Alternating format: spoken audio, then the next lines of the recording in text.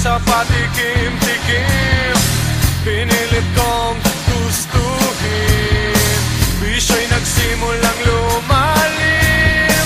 Kaya ngayon ang hirap tanggalin.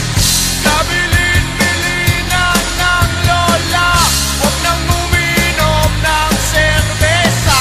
Ito hindi inumin pang bata, mag-soft drinks ka na lang muna. Pero ngayon ako'y matanda na, lola pahingi ng pangtoma.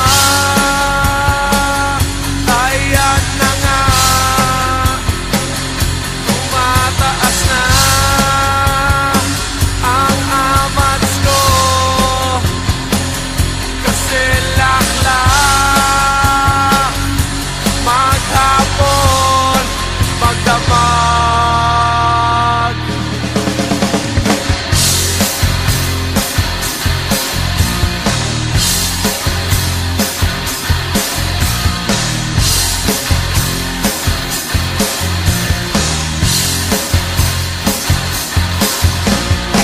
Di bali nang hindi kumain, basta may tomang nakahain. Ang sabi ng lasenggo sa amin,